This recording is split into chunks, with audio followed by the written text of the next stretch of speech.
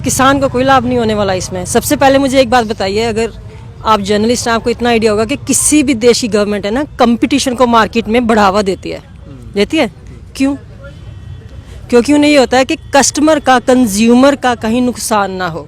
अगर मुझे सिर्फ आप ही से ख़रीदना है और आप ही को बेचना है, हर चीज़ आप तय करेंगे, मैं नहीं करूँगी, तो गुलाम में और मोनोपोली में सिर्फ आपसे खरीदना और बेचना कोई डिफरेंस है?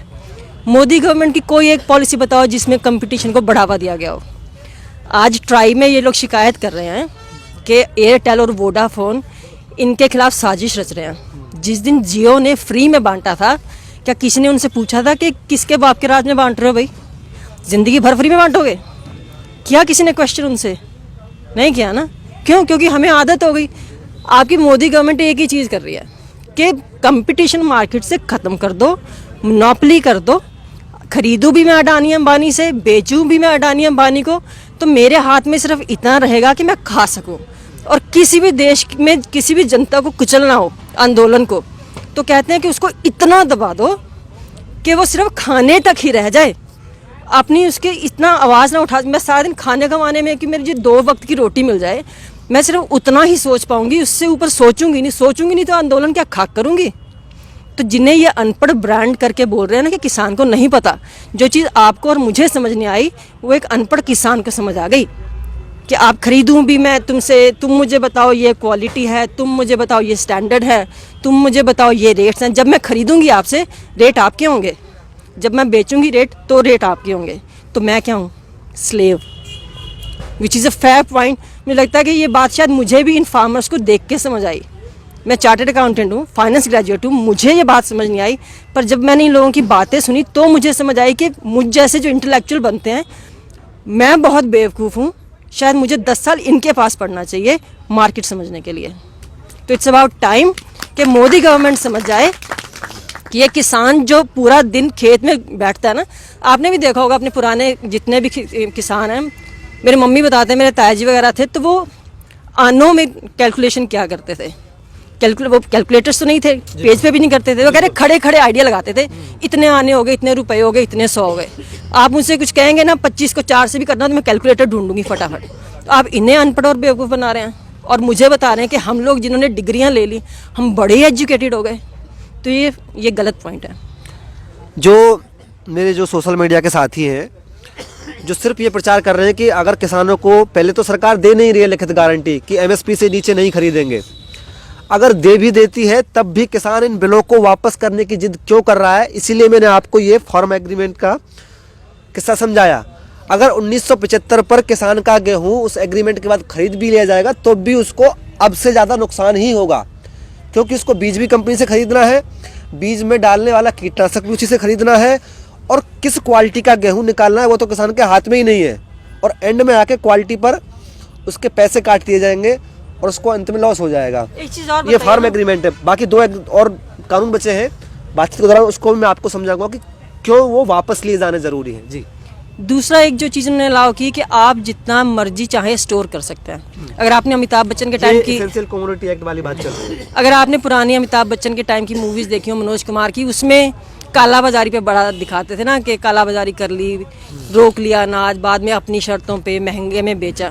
तो गवर्नमेंट को क्या लग रहा है कि वही वाला गवर्नमेंट कह रही है कि किसान अपना जितना चाहे स्टोर करे और जब मार्केट में रेट महंगा हो तब उसको बेच दे।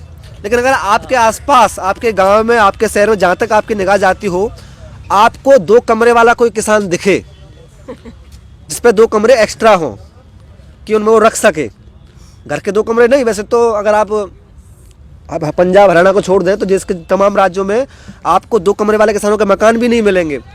एक ही कमरे के मकान होते हैं जिसमें कुछ स्टोर भी करना है। घर में 4 लोग रहते हैं, बच्चे आंगन में सोते हैं, बाहर चारपाई पे नहीं, जमीन पर।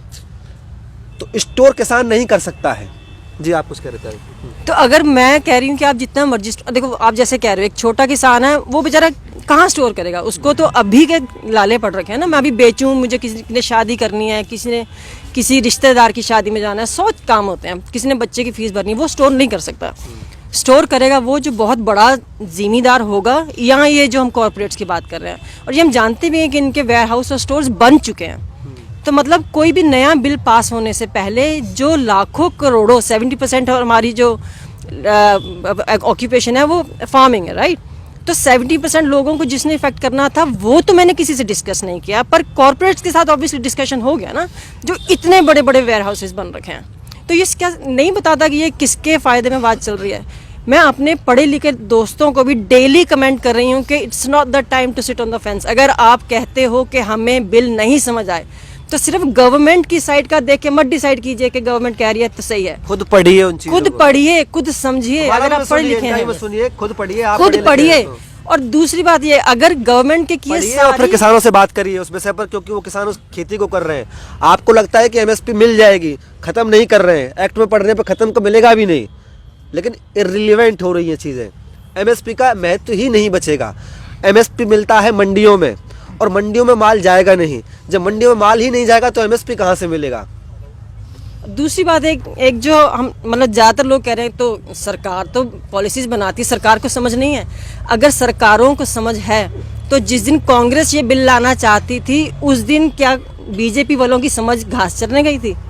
अरुण जेटली जी ने और सुषमा स्वराज ने इसका खुल के पुरजोर इसका अपोज किया था, राइट। वो सबके पास है वो सिस्टम हो। तो फिर क्या बीजेपी तब गलत थी या बीजेपी अब गलत है?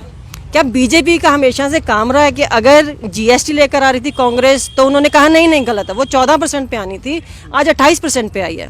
तो भक्त लोग भी कह रहे हैं ये सही है। तो क्या बीजेपी तब गलत थी या बीजेपी अब गलत है? एफडीआई की बात आई, एफडीआई तब कहा जी हिंदुस्तान गुलाम हो जाएगा। अब हिंदुस्तान में कौन सा स्वराज आ रहा है मुझे ये बता दीजिए। क्या सिर्फ make in India? Make in India का मतलब ये नहीं है कि सिर्फ 2 लोग बनाएंगे, अडानी और अंबानी। मेक इन इंडिया का मतलब है कि हम खुद जितने लोग हैं हम खुद बनाएंगे और खुद इस्तेमाल करेंगे, और जितना सरप्लस होगा वो एक्सपोर्ट करेंगे। अगर मार्केट से में से कंपटीशन खत्म हो गया और मोनोपोली आ गई तो इतना ध्यान रखिए, आज किसान तो आज रो रहा है, आने वाले हर साल में हम खुद छातियाँ पीट के रोएंगे, क्योंकि हमें इनकम टैक्स भी देना है, हमें सर्विस टैक्स भी देना है, हमें जीएसटी भी देना है। आप इनकम टैक्स पे करने के बाद ऊपर से एक्स्ट्रा टैक्स फिर से देते हैं, इनडायरेक्ट टैक्स। तो किसान तो शायद एक बार रोएगा, आप हर साल रोएंगे। तो इस टाइम है, अगर आपको बिल की नहीं समझ तो क्वेश्चन करना सीखिए। सिर्फ गवर्नमेंट के कह देने भर से कुछ नहीं होता। और जो लोग ये समझते हैं कि ये आंदोलन सिर्फ किसानों का है, उनको बीमारी है सब कुछ अंधकार में देखने की।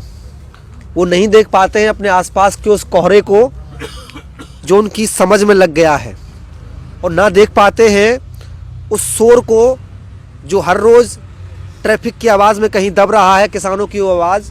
जिनको लगता है कि ये किसान सड़कों पर सिर्फ इसलिए हैं, ये खालिस्तानी है, या फिर विपक्ष इनको उठा रहा है, या फिर लगता है कि ये कोई बहुत बड़ी मांग है, या फिर इनको एमएसपी दे देने से उनके जेब पर बहुत बड़ा फ़र्क पड़ जाएगा। उनको मैं समझा देना चाहता हूँ कि शांता कुमार कमेटी की रिपोर्ट आई थी इसी गवर्नमेंट की, मोदी सरकार की। उसका कहना यह था कि देश में 6000 मंडियाँ हैं, जबकि देश 7000 मंडियाँ हैं, और देश को लगभग 16000 मंडियों की ज़रूरत है। इस देश में एफसीआई के गोदाम नहीं बन रहे हैं। इस देश में एम्बुलेंस में एक महिला की मौत हो जाती है उसके प्रजनन के टाइम पर, क्योंकि उसको समय पर अस्पताल नहीं पहुंचाया जा सकता है। इस देश को सड़कों की ज़रूरत थी। इस देश में बच्चे मर जाते हैं बुखार से क्योंकि उनको ऑक्सीजन नहीं मिल पाता है।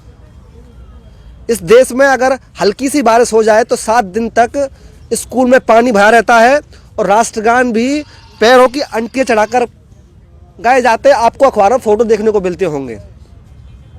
लेकिन इस देश में नई संसद बनाई जा रही है 1000 करोड़ की लागत से। आपने आज तक ये खबर नहीं सुनी होगी कि हमारा कोई भी सांसद संसद में जगह ना होने की वजह से बाहर खड़ा रह गया। अगर सुनी हो तो प्लीज़ मुझे ट्वीट कीजिएगा। लेकिन आपने ये खबर तो सुनी होगी कि ट्रैफिक की वजह से मेरा पेपर छूट गया, हॉस्पिटल में जगह नहीं थी, हमारे बच्चे बीमार रह गए, स्कूल में जगह नहीं थी, लेकिन फिर भी नई संसद बनाई जा रही है।